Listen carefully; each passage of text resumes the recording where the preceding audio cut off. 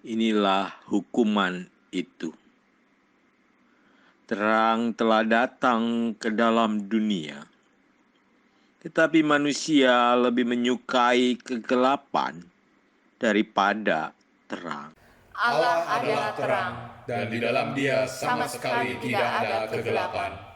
Sebab Allah mengutus anaknya ke dalam dunia, bukan untuk menghakimi dunia, Melainkan untuk menyelamatkannya oleh Dia. sebab barang siapa berbuat jahat, membenci terang, dan tidak datang kepada terang itu, supaya perbuatan-perbuatannya yang jahat itu tidak nampak. Tetapi barang siapa melakukan yang benar, ia datang kepada terang.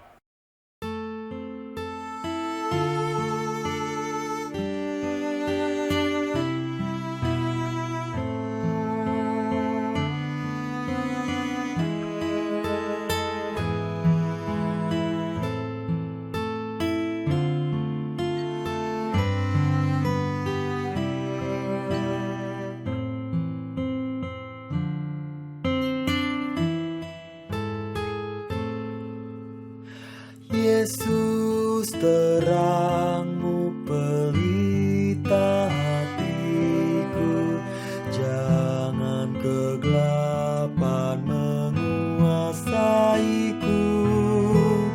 Yesus terangmu pelita hatiku, biar selalu ku sambut cintamu. Yesus terangmu pelita hatiku, jangan kegelapan menguasaiku. Yesus terangmu pelita hatiku, biar selalu ku sambut cintamu. Yesus terangmu pelita hatiku, jangan kegelapan menguasaiku. Yesus terangmu pelita hatiku, biar selalu ku sambut cintamu. Tuhan besertamu. Dan besertamu juga. Marilah kita berdoa. Tuhan yang Maha Pemurah, kami berhimpun di rumah kami masing-masing malam ini sebagai umat yang telah diselamatkan oleh Kristus. Kami ingin mengenang pengorbanannya yang telah dikhianati, ditangkap, diserahkan kepada tangan-tangan yang berdosa, dan disalibkan bagi kami. Pada saat kami menghayati jalan pengorbanannya, kuatkanlah iman kami. Ampunilah pengkhianatan kami. Kobarkan semangat kami untuk mengikut jalan salib Kristus. Baginyalah kemuliaan sampai selama-lamanya. Amin.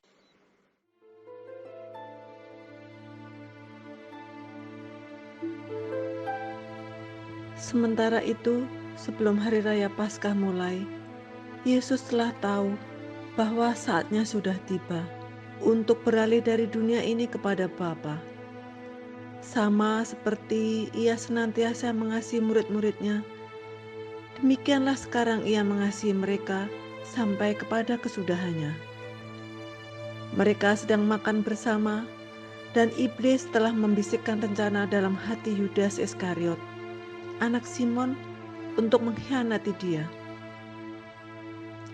Lalu bangunlah Yesus dan menanggalkan jubahnya. Ia mengambil sehelai kain lenan dan mengikatkannya pada pinggangnya. Kemudian ia menuangkan air ke dalam sebuah basi dan mulai membasuh kaki murid-muridnya, lalu menyekanya dengan kain yang terikat pada pinggangnya itu. Maka sampailah ia kepada Simon Petrus. Kata Petrus kepadanya, Tuhan, Engkau hendak membasuh kakiku. Apa yang kuperbuat, engkau tidak tahu sekarang, tetapi engkau akan mengertinya kelak. Engkau tidak akan membasuh kakiku sampai selama-lamanya. Jikalau aku tidak membasuh engkau, engkau tidak mendapat bagian dalam aku. Tuhan, jangan hanya kakiku saja, tetapi juga tangan dan kepalaku. Barang siapa telah mandi, ia tidak usah membasuh diri lagi, selain membasuh kakinya, karena ia sudah bersih seluruhnya. Juga kamu sudah bersih, hanya tidak semua. sebab Yesus tahu siapa yang akan menyerahkan dia. Karena itu ia berkata, tidak semua kamu bersih.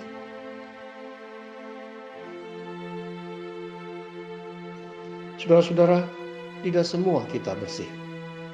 Yudas Iskariot kotor hatinya. Tetapi bukan hanya dia.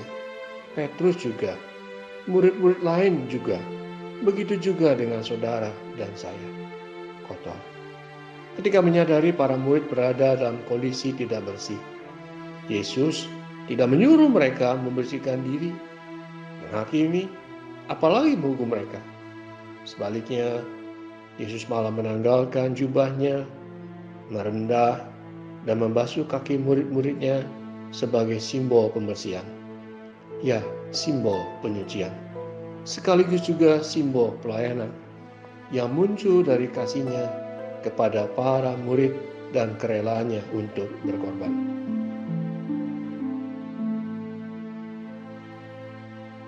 Bagaimana dengan saudara? Apakah saudara menyadari ketidakbersihan diri saudara? Atau sebaliknya, saudara merasa diri sudah bersih? Apakah saudara menyadari bahwa kita bisa menjadi bersih bukan karena kemampuan diri sendiri untuk hidup kudus, bukan karena kerohanian saudara, melainkan semata-mata karena penyucian dari Kristus? Bagaimana sikap saudara terhadap orang lain yang saudara anggap belum bersih? Apakah saudara menghakimi atau merendahkan mereka? Ataukah memahami dan melayaninya di dalam kasih?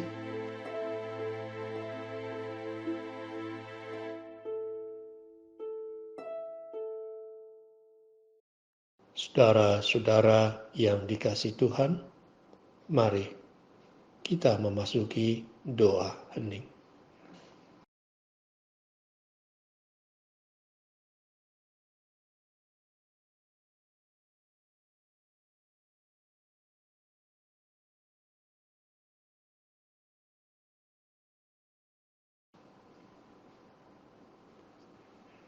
Amin.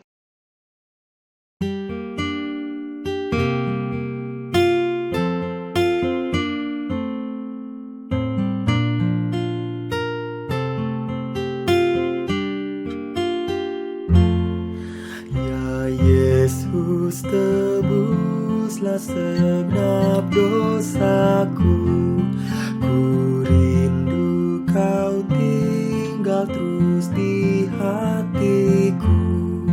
Menyahkan berhala dan musuh keji, dan basuhlah daku menjadi bersih. Hatiku kan bak salju bersih, karena darah-Mu membasuhku bersih.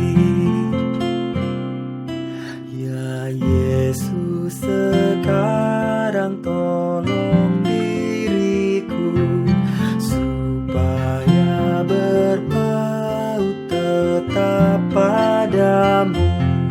Dosaku membuat hatiku pedih.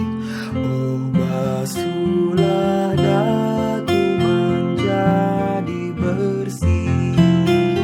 Hatiku kan bak salju bersih, karena darahmu membasuhku bersih.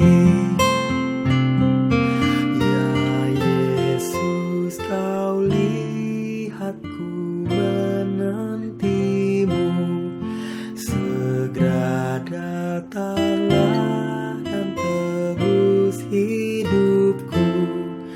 Kasih-Mu besar, indah dan abadi.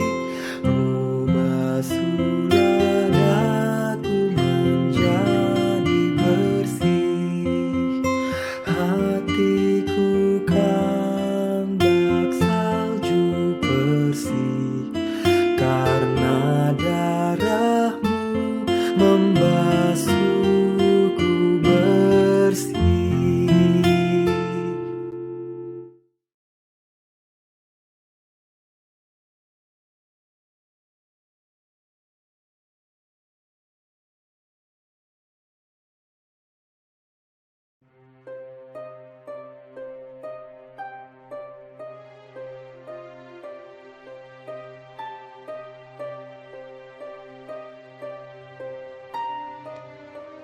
Sesudah Yesus membasuh kaki mereka, ia mengenakan pakaiannya dan kembali ke tempatnya.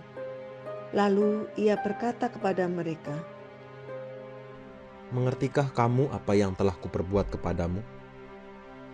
Kamu menyebut aku guru dan Tuhan, dan katamu itu tepat, sebab memang akulah guru dan Tuhan.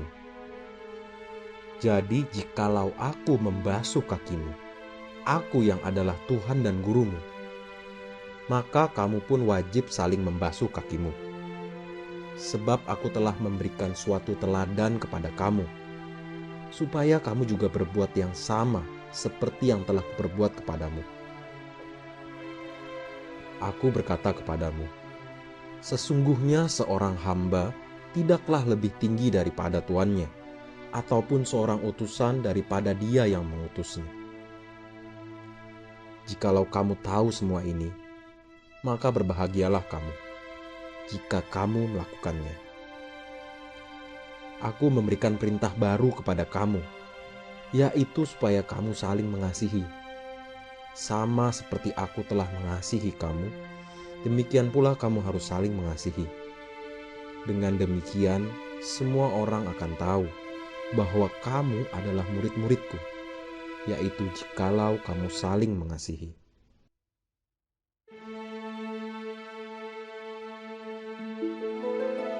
Saudara-saudara, perintah untuk saling mengasihi bagi kita bukanlah perintah baru. Perintah itu sudah ada dalam hukum Taurat. Tapi apanya yang baru? Kualitasnya. Yesus meminta para murid, termasuk saudara dan saya, untuk saling mengasihi. Sama seperti Yesus mengasihi para muridnya. Kasih yang Yesus tunjukkan adalah kasih yang nyata dalam tindakan. Bukan sekedar ucapan aku mengasihimu. Bukan juga hanya soal perasaan. Bagi Yesus, mengasihi berarti merendahkan diri. Memandang orang lain lebih utama, lebih penting daripada diri sendiri. Mengasihi berarti menanggalkan kepentingan diri demi melayani sesama.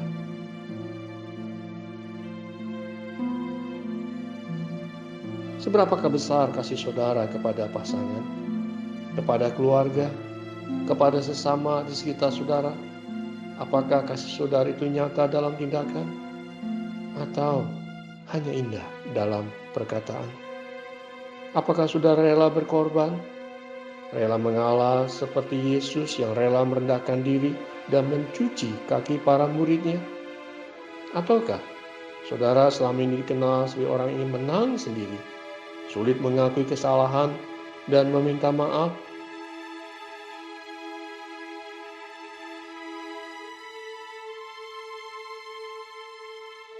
Mari kita memasuki doa hening.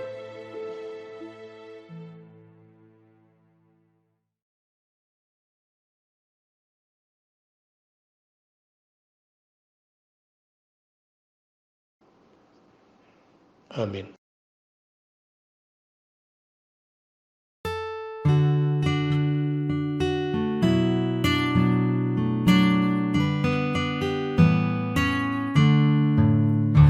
Perintah baru ku beri padamu, agar di antara kamu saling mengasihi, sama seperti aku mengasihimu. Sehingga orang akan tahu engkau muridku, jikalau saling mengasihi. Sehingga orang akan tahu engkau muridku, jikalau saling mengasihi.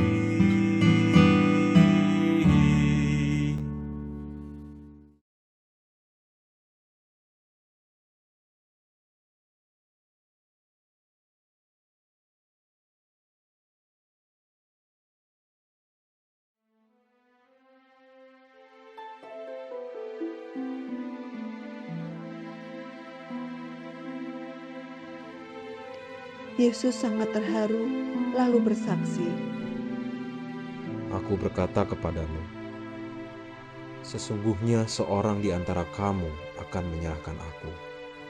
Murid-murid itu memandang seorang kepada yang lain. Mereka ragu-ragu siapa yang dimaksudkannya.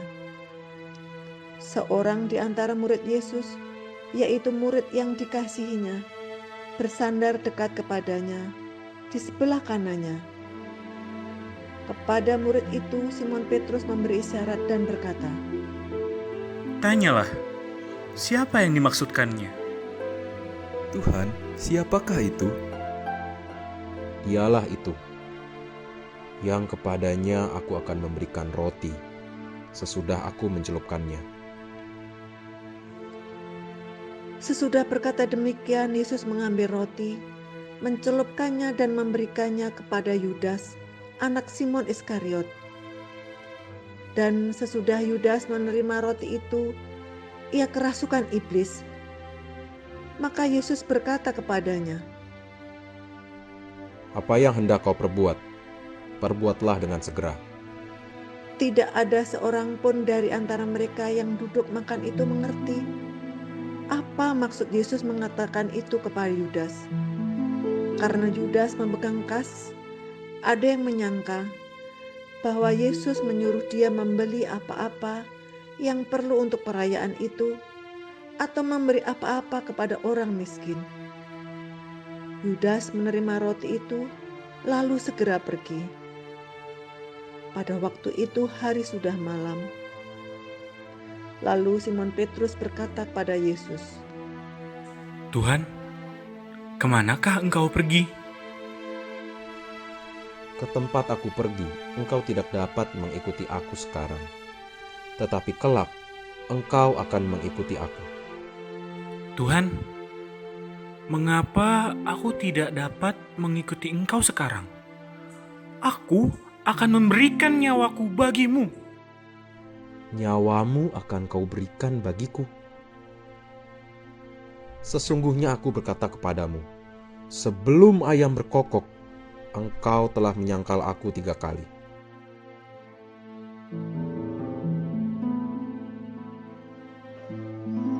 Saudara-saudara, waktu itu hari sudah malam. Kegelapan mulai merasuk di dalam diri Yudas dan Petrus. Yesus tahu hal itu. Dan ia telah berusaha mengingatkan mereka berdua dengan cara yang lembut. Yesus berbisik di hati Yudas, namun hatinya telah menjadi beku karena ambisi untuk menjalankan rencana gelapnya. Yesus mengingatkan Petrus, tapi rasa percaya dirinya membuat dia menyepelekan apa yang Yesus katakan. Kegelapan kadang juga bisa datang merasuk dalam diri kita. Ketika kita berniat melakukan apa yang kita tahu salah atau merugikan orang lain.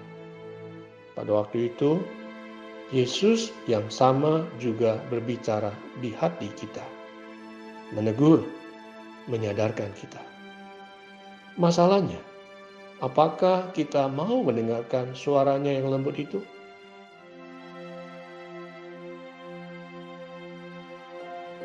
Apakah ada hal-hal yang saudara rencanakan atau lakukan yang saudara yakini tidak sesuai dengan kehendak Tuhan? Apakah saudara menyadari teguran dan bisikan Kristus dalam hati saudara? Relakah saudara mau menerima teguran Tuhan? Rela berubah? Atau saudara justru sulit ditegur dan cenderung mengeraskan hati?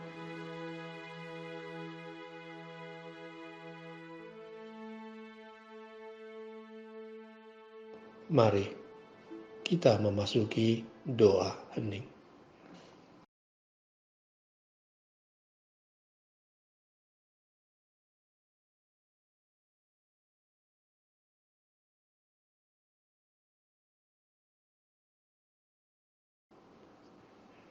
Amin.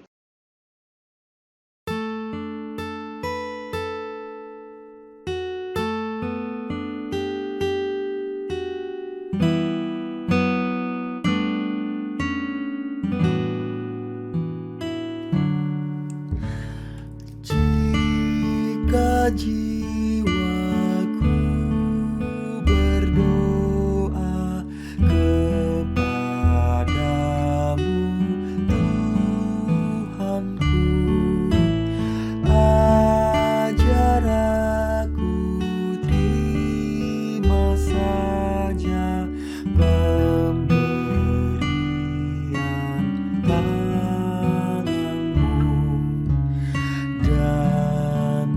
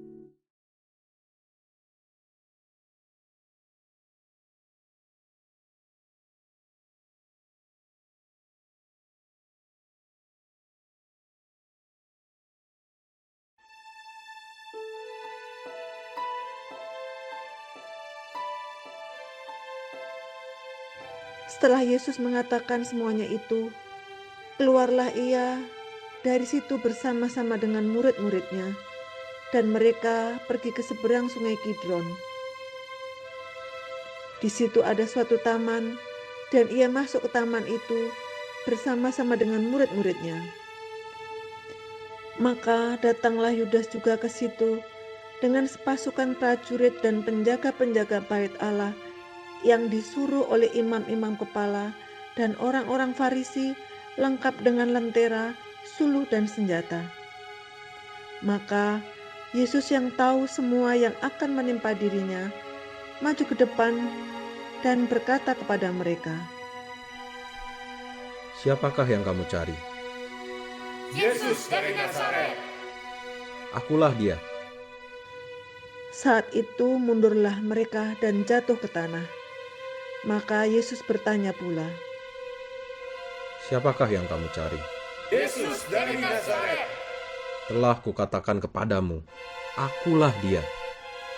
Jika aku yang kamu cari, biarkanlah mereka ini pergi.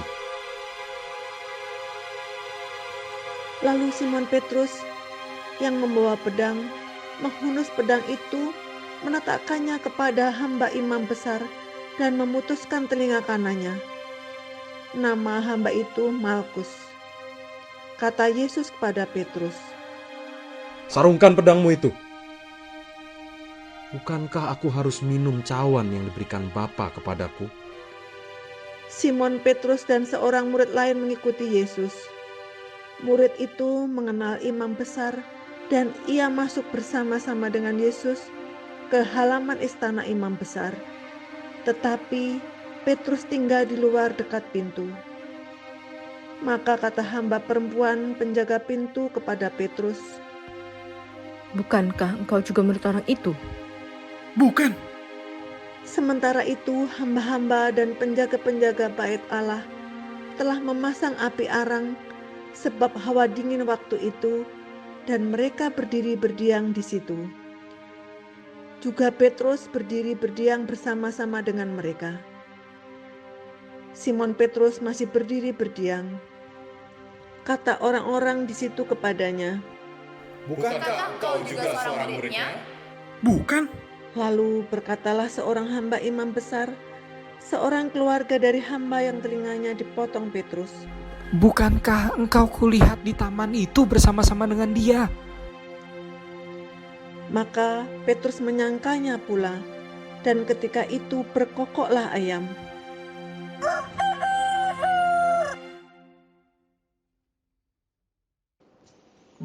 Cari aman, cari yang nyaman. Itulah yang membuat Petrus maupun Yudas mengkhianati Yesus. Dalam kondisi terjepit, terpepet, orang lain dikorbankan. Janji setia diabaikan. Semuanya dilakukan demi keuntungan diri atau demi keselamatan diri. Tidak benar dengan sikap Yesus. Ketika ia dan para muridnya diserang di Taman Getsemani oleh serombongan prajurit bersenjata, Yesus tidak cari aman. Ia tidak mengorbankan para muridnya, justru melindungi mereka.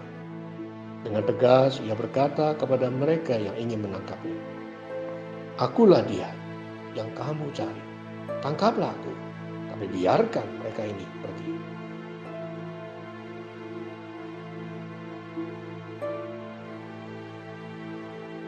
Jika saudara berhadapan dengan situasi terjepit atau ditawari sesuatu yang menguntungkan diri sendiri, tapi harus mengorbankan teman atau kesetiaan, apa yang saudara lakukan? Apakah sikap saudara lebih menyerupai pengkhianatan seperti Yudas dan Petrus? Atau lebih menyerupai sikap Yesus yang setia dengan komitmennya? Apakah saudara orang yang suka mencari apa yang aman dan nyaman? Ataukah saudara mengejar kasih dan kesetiaan?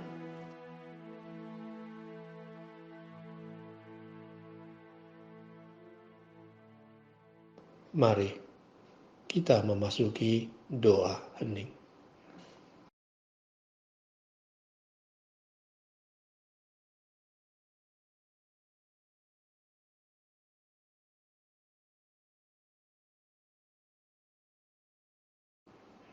Amin.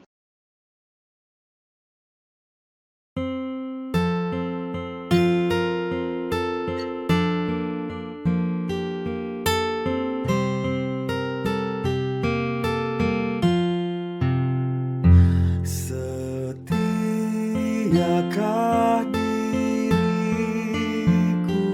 padamu Tuhanku, dan siapkah hatiku mengiringmu terus. Ku harus mengaku tidak tekun, semangat pun renggang, dan jiwaku yang rapuh membuatku bercelah. Kau panggil aku Tuhan, ku datang padamu.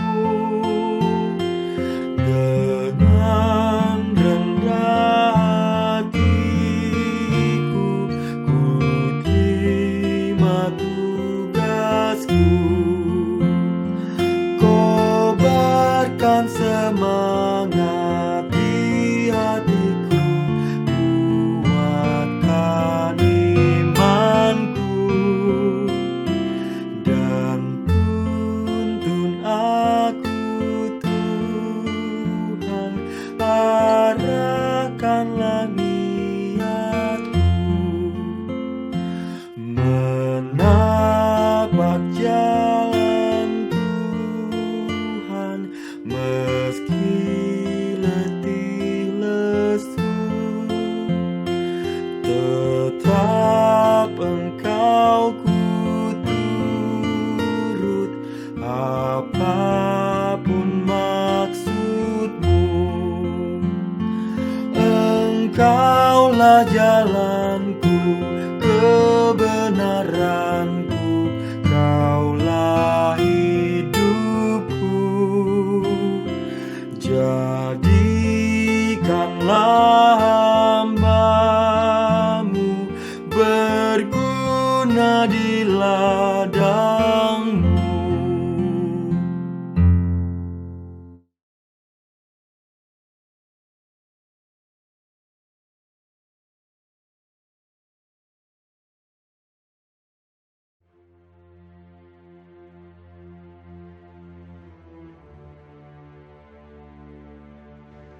Maka mereka membawa Yesus dari Kayafas ke gedung pengadilan. Ketika itu hari masih pagi. Mereka sendiri tidak masuk ke gedung pengadilan itu supaya jangan menajiskan diri, sebab mereka hendak makan Paskah. Sebab itu Pilatus keluar mendapatkan mereka dan berkata, "Apakah tuduhan kamu terhadap orang ini?" Jikalau ia bukan seorang penjahat, kami tidak akan menyerahkannya kepadamu. Ambillah dia dan hakimilah dia menurut hukum Tauratmu. Kami tidak diperbolehkan membunuh seseorang. Maka kembalilah Pilatus ke dalam gedung pengadilan, lalu memanggil Yesus dan bertanya kepadanya, "Engkau inikah raja orang Yahudi?" Apakah engkau katakan hal itu dari hatimu sendiri? Atau adakah orang lain yang mengatakannya kepadamu tentang aku? Apakah aku seorang Yahudi, bangsamu sendiri dan imam-imam kepala yang telah menyerahkan engkau kepadaku? Apakah yang telah engkau perbuat? Kerajaanku bukan dari dunia ini.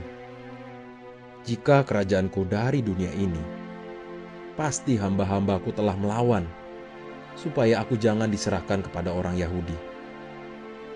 Akan tetapi kerajaanku bukan dari sini. Jadi, engkau adalah raja. Engkau mengatakan bahwa aku adalah raja. Untuk itulah aku lahir dan untuk itulah aku datang ke dalam dunia ini, supaya aku memberikan kesaksian tentang kebenaran. Setiap orang yang berasal dari kebenaran mendengarkan suaraku. Apakah kebenaran itu? Sesudah mengatakan demikian, keluarlah Pilatus lagi mendapatkan orang-orang Yahudi dan berkata kepada mereka, Aku tidak mendapati kesalahan apapun padanya. Tetapi pada kamu ada kebiasaan bahwa pada Paskah aku membebaskan seorang bagimu. Maukah kamu supaya aku membebaskan raja orang Yahudi bagimu? Jangan dia, melainkan Barabas. Barabas adalah seorang penyamun. Lalu Pilatus mengambil Yesus dan menyuruh orang menyesah dia. Prajurit-prajurit menganyam sebuah mahkota duri dan menaruhnya di atas kepalanya. Mereka memakaikan dia jubah ungu dan sambil maju ke depan mereka berkata, Salam hai Raja orang Yahudi. Lalu mereka menampar mukanya. Pilatus keluar lagi dan berkata kepada mereka, Lihatlah, aku membawa dia keluar kepada kamu, supaya kamu tahu bahwa aku tidak mendapati kesalahan apapun padanya. Lalu Yesus keluar, bermahkota duri dan berjubah ungu. Maka kata Pilatus kepada mereka, Lihatlah manusia itu. ketika imam-imam kepala dan penjaga-penjaga itu melihat dia, berteriaklah mereka, Salibkan dia, salibkan dia. Ambil dia dan salibkan dia, sebab aku tidak mendapati kesalahan apapun padanya.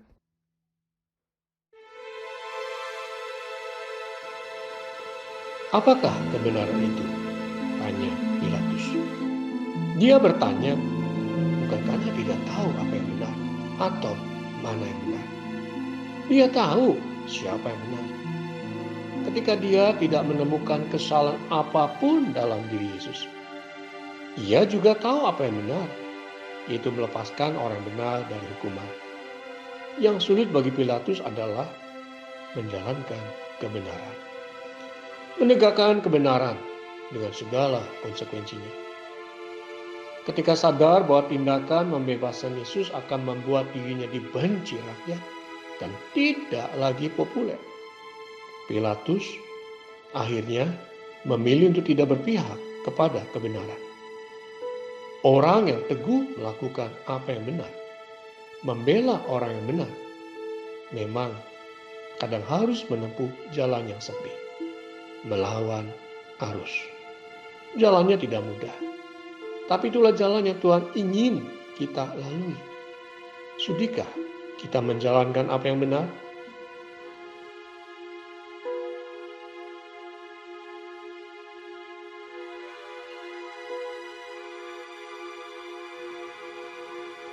Ketika saudara melihat orang tidak bersalah yang diperlakukan secara tidak adil, apakah yang akan saudara lakukan? Beranikah saudara membela pihak yang benar, walaupun harus melawan arus? Sudikah saudara menempuh jalan yang sepi, jalan yang tidak mudah, tetap melakukan apa yang benar, sekalipun tidak banyak yang mendukung saudara?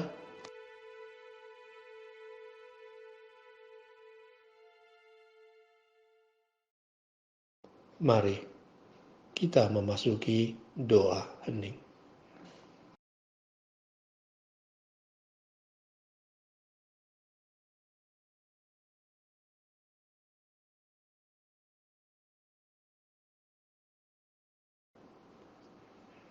Amin.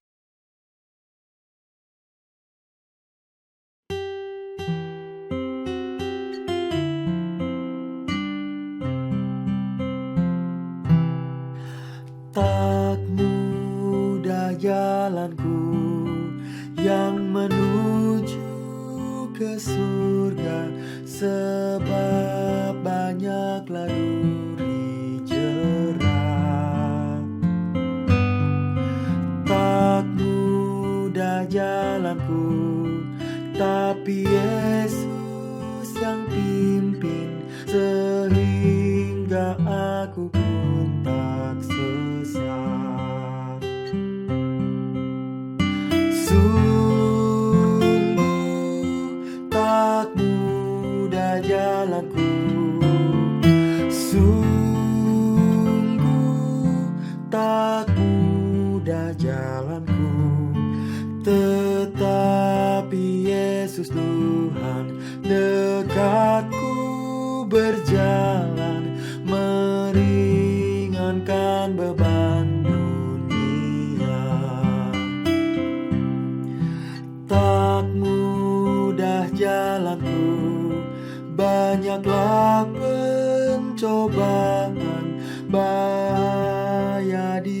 segala tempat. Tetapi Tuhanlah yang melindungi aku, tak lagi ku merasa berat. Sungguh tak mudah jalanku, sungguh tak mudah jalanku, tetapi Yesus Tuhan dekatku berjalan, meringankan beban dunia. Sungguh tak mudah jalanku, sungguh tak mudah jalanku, tetapi Yesus Tuhan dekatku berjalan, meringankan beban dunia.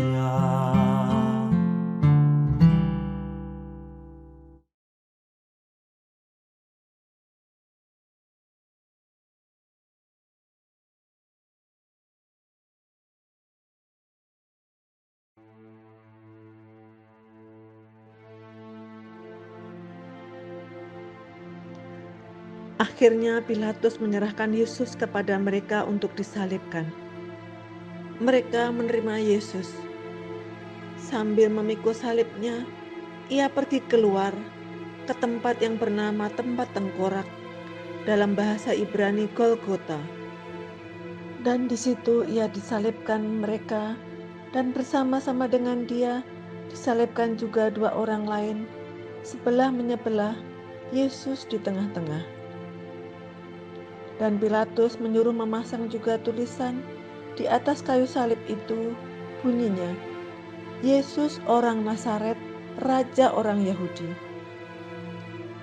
Sesudah prajurit-prajurit itu menyalibkan Yesus, mereka mengambil pakaiannya, lalu membaginya menjadi 4 bagian, untuk tiap-tiap prajurit 1 bagian, dan jubahnya juga mereka ambil.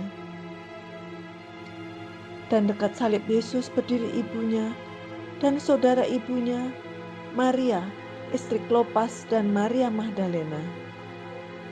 Ketika Yesus melihat ibunya dan murid yang dikasihinya di sampingnya, berkatalah ia kepada ibunya, "Ibu, inilah anakmu." Kemudian katanya kepada murid-muridnya, "Inilah ibumu." Dan sejak saat itu, murid itu menerima dia di dalam rumahnya.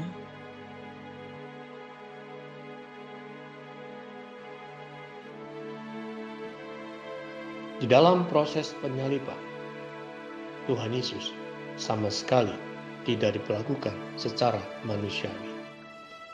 Yang ada hari itu semata-mata tontonan kekerasan. Dalam kondisi tubuh penuh luka, dengan darah yang menetes dari mahkota durinya, Yesus masih harus memikul kayu salib yang berat. Ia disalibkan, dihina, pakaiannya dilucuti dan dibagi-bagi. Namun demikian, di tengah semua tontonan kekerasan itu, ada tindakan kasih yang manusiawi yang Yesus tunjukkan. Ia menyapa ibunya dengan berkata, "Ibu, inilah anakmu." Ia menitipkan ibunya kepada murid-muridnya dengan berkata, "Inilah ibumu." Ketika seseorang menjadi korban tindak kekerasan, adalah wajar jika ia membalas juga dengan kekerasan. Dengan menyalahkan orang, mencaci maki atau mengutuki.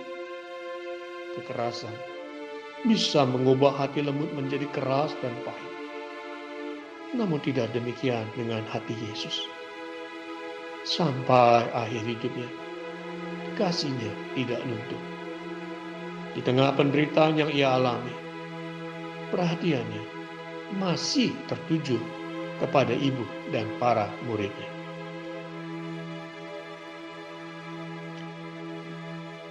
Bagaimana dengan saudara?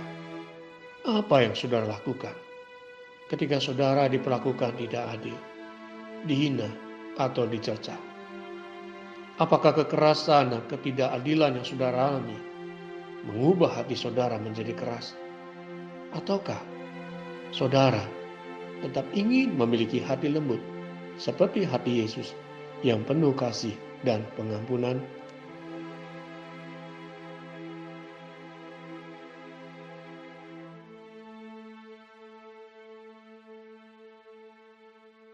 Mari kita memasuki doa hening.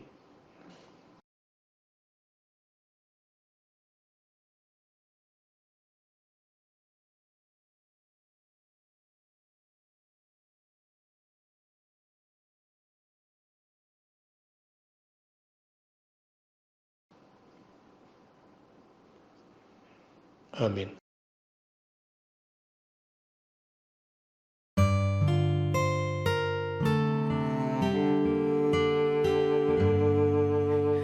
Yesus Tuhanku, apakah dosamu hingga hukuman bagimu berlaku? Durhaka apa sudah dituduhkan padamu, Tuhan? Kau didera dihina kaum prajurit, kau dicerca diberi mahkota duri, dan minumanmu pada kayu salib anggur yang pahit. Apa sebabnya kau terima siksa? Tak lain karena dosa manusia.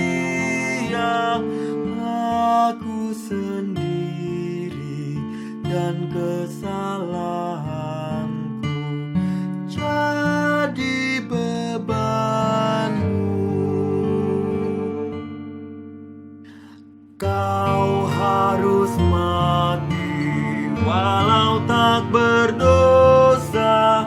Orang bersalah hidup dan sentosa.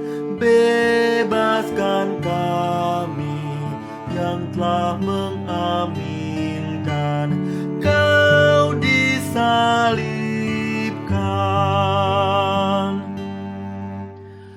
Jadikan daku taat dan setia demi nama-Mu yang maha mulia, agar ku pikul salib-Mu ke muka tanpa berduka.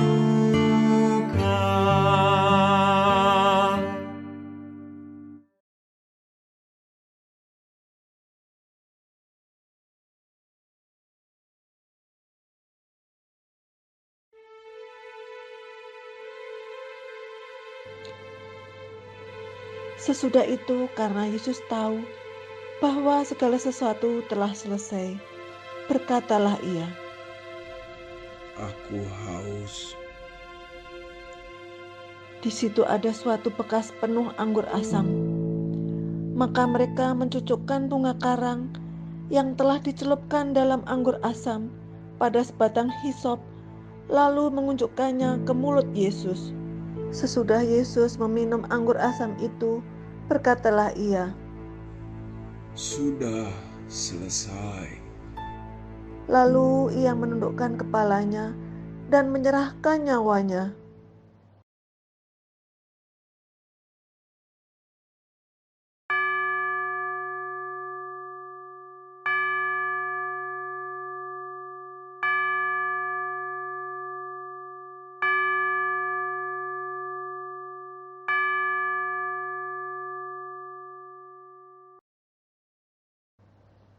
Ketika itu tabir bait suci terbelah dua, dari atas sampai ke bawah. Waktu kepala pasukan yang berdiri berhadapan dengan dia melihat matinya demikian, berkatalah ia, "Sungguh, orang ini adalah anak Allah."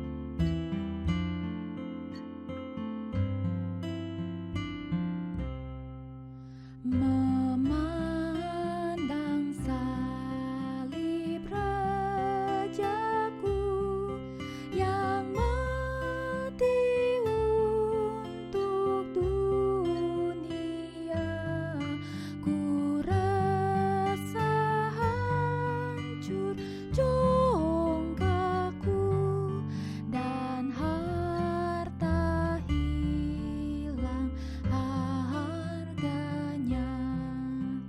Tak boleh aku bermegah selain di dalam salibmu.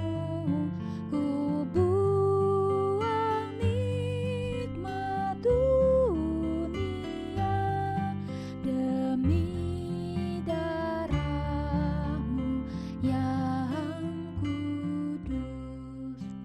Berpadu kasih dan sedih mengalir dari lukamu, mahkota duri yang pedih menjadi keagunganmu.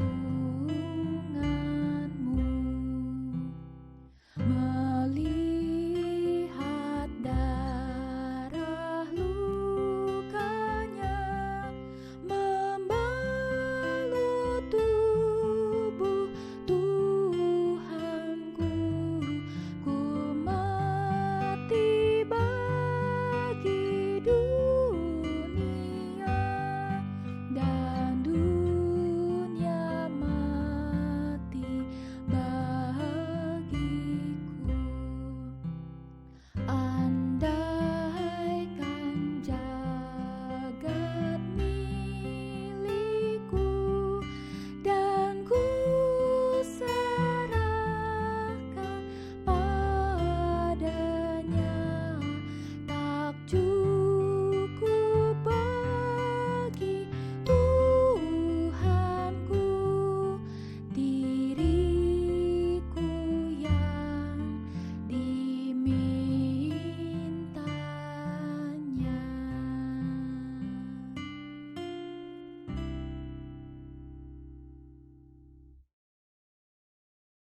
Kiranya Yesus Kristus yang demi kita telah taat sampai mati, bahkan sampai mati di kayu salib, menjaga dan menguatkan kita, kini dan selamanya.